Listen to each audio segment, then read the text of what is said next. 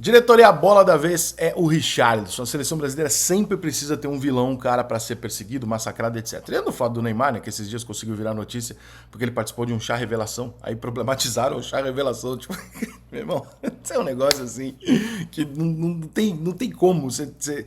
Não é possível você abrir um portal de notícias hoje e você achar normal o que está acontecendo. Não vou nem entrar nos méritos da minha parte, porque chega a ser surreal. Mas enfim, o Neymar participou de um chá revelação. Qual é o problema de um cara querer que um dos maiores jogadores do mundo faça o chá revelação dele? Quem é que não queria que o Neymar fizesse isso? Aí o Neymar participa, eles vão lá e problematizam o chá revelação. E teve gente falando que o Neymar se submeteu a... Meu Deus do céu. É um negócio assim, cara, realmente... Olha, o Brasil tá nas vias de fechar, ou então pintar a bandeira do Brasil de vermelho, entrega pros caras e foda-se, porque realmente não é possível. Eu já sou quase um separatista, já tô quase aceitando a ideia de que nós vamos separar o Brasil por estados e cada um mora no estado que preferir, com as leis que preferir, porque realmente não tem condição né, você problematizar o Neymar por causa disso. É um negócio inacreditável. Mas enfim, agora o Richarlison está sendo uma discussão técnica. Essa discussão eu acho justa. Mas é uma discussão que eu acho meio também um pouco covarde com o Richarlison pelo seguinte, cara. Você culpar o Brasil não tem um camisa 9 e o Richarlison não é a solução dos problemas. Claro que não. Em algum momento alguém achou que seria.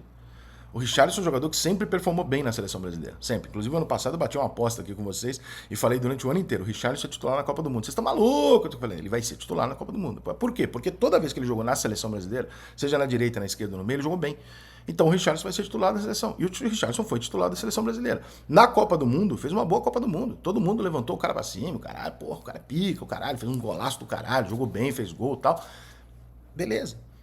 Não tá vingando no Tottenham? Não, ainda não. Só que, irmão, não é o Richarlison. Nós não temos outro.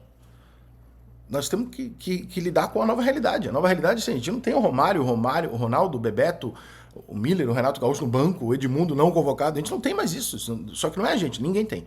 Então, assim, quem são os centroavantes da seleção brasileira que podem jogar de 9 na seleção brasileira e resolver o problema do Brasil há alguns meses? Não estou falando de hoje e amanhã, tá? Porque vai falar assim, mas o Vitor Roque não foi testado. Pode ser que ele chegue na seleção e não vá bem. Eu acho que ele vai jogar pra caralho, mas ele não foi testado. O Endrick, a gente achou que em um ano de Palmeiras ele ia estar voando, o Endrick ainda tá na reserva do Palmeiras. Claro, garoto pra caralho e tal. Mas o Richarlison tem 26 anos também, cara. O Richarlison não é um jogador completamente formado, com toda a cara. Não é isso, né? Só que o Richarlison na seleção brasileira, ele fez o melhor que ele podia. Então eu acho que o mínimo que a gente tem que tratar o Richarlison é com um pouco de respeito. Tipo, não dá pra ficar desqualificando um cara desse como se ele fosse um bosta. O Richarlison não é um bosta. O Richarlison é um cara que corre pra caralho, que se dedica pra caralho, que teve grandes momentos na seleção e que é um dos melhores jogadores que nós temos de frente. Se ele é a solução melhor 9, talvez não. Provavelmente não. Mas, cara, o Gabriel Jesus é reserva. O Firmino era reserva. Os nossos 9 são reserva, gente. Então não dá pra gente querer também botar na culpa do Tite ou do Diniz e falar assim, o Tite e o Diniz estão convocando um jogador que não tem condição de jogar na seleção brasileira, embora eles tenham várias outras opções. Não, eles não têm. Eles não têm. O Brasil hoje vive um momento onde nós não temos um 9-9 absolutamente testado, tarimbado, que possa chegar lá e falar, bota o cara aqui pra jogar porque o cara vai resolver os nossos problemas. Nós não temos esse cara. Nós temos alguns jogadores surgindo, que não era o caso da final, por exemplo, do final de 2022, onde o Richarlison foi indiscutivelmente o 9 da seleção brasileira e todo mundo bateu palma e gostou muito da atuação dele. Então, em 6 meses, não dá pro 9 da seleção brasileira se tornar um jogador que é um lixo. Não tem condição disso também. Então, acho que tem um exagero da porra também de querer botar o Richarlison numa lata de lixo como se ele não servisse pra nada, como se ele fosse um jogador ruim, por um jogador que, um dos raros jogadores, que não só não está conseguindo entregar, sabe que não está conseguindo entregar e está sofrendo de não conseguir entregar. O Richarlison não tá cagando pra seleção. Vocês viram o Richarlison no último jogo chorando e o caralho, ele não está curtindo o que ele tá vivendo. Ele tá sentindo, ele tá sofrendo com a parada. Então, não acho justo dar o tratamento para um jogador, tratar o jogador como se ele fosse um vagabundo, como se ele nem quisesse, se ele não tivesse nem aí. É uma piada esse cara ser o 9 da seleção, porque não é o caso. Tá? O Richarlison é um dos melhores que a gente tem. Rica, os melhores que a gente tem são condizentes com a história da seleção brasileira? Não. Os melhores que a França tem são condizentes com... Não. O da Itália? Não. O da Alemanha? Também não. O futebol mundial ficou uma merda. E isso basta você prestar atenção. Você vê que tem 3 jogadores que dominam o cenário do futebol mundial, do acima da média tecnicamente, há mais de 10 anos. Neymar, Messi, Cristiano Ronaldo. A gente discute esses 3 jogadores há 10, 15 anos. Por quê? Porque não aparece outro igual. Tem o Haaland. O Haaland não tem essa habilidade. O Haaland tem outra função. O Benzema, o Lewandowski, outra função. Esse jogador que é brilhante, que pega uma bola, que destrói a partida com 10 dribles, esse jogador não tem mais. É um ou outro. Entende? Então a gente está buscando uma coisa para a seleção brasileira que não é real no mundo. Nós estamos cobrando do Brasil uma coisa que o planeta extinguiu.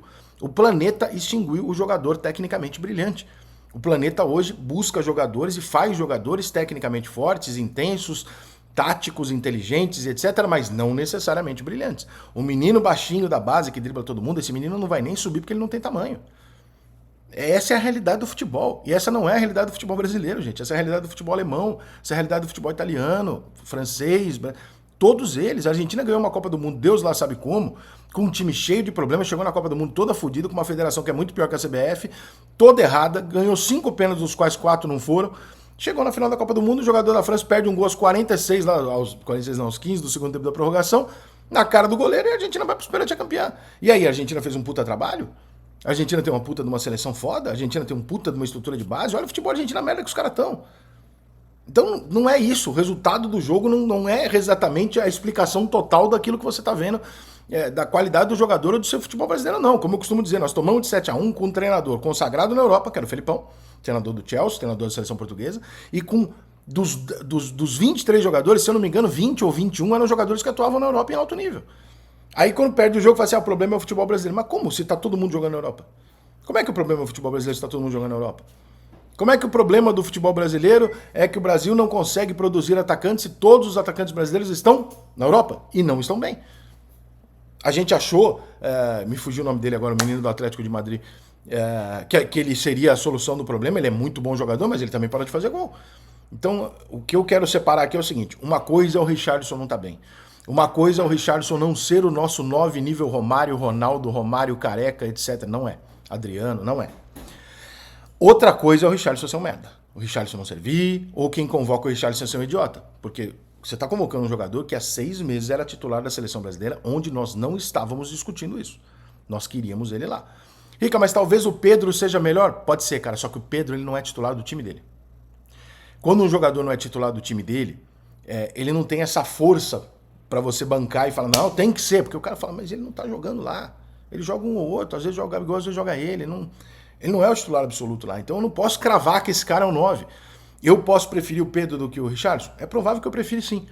Mas ainda assim eu acho que tem uma hierarquia de você ser titular no seu time grande, e aí você chega na seleção, aí você ganha a vaga de titular na seleção, e etc, etc. A 9 da seleção terminou o ano sendo o Richarlison, então a 9 é do Richarlison. E alguém tem que chegar lá e tomar dele. Isso não vai acontecer em um treinamento, isso vai acontecer em alguns jogos. Se você acha que é o Vitor Roque, também acho. Então dá a chance pro Vitor Roque. Mas na hora que o Vitor Roque chegar, fizer os gols e tal, aí ele vai ganhar a posição do Richarlison. Caso contrário, cara, você desmonta um grupo. Aí você chegar e falar assim, então até agora você me servia, agora você não serve pra nada. Eu vou botar outro cara aqui que nunca foi testado. Não faz sentido. Então tá dentro de uma linha coerente o que o Diniz tá fazendo, que era o que o Tite fazia. Vamos torcer pelo Richarlison. Não é ele? Vamos esperar aparecer outro.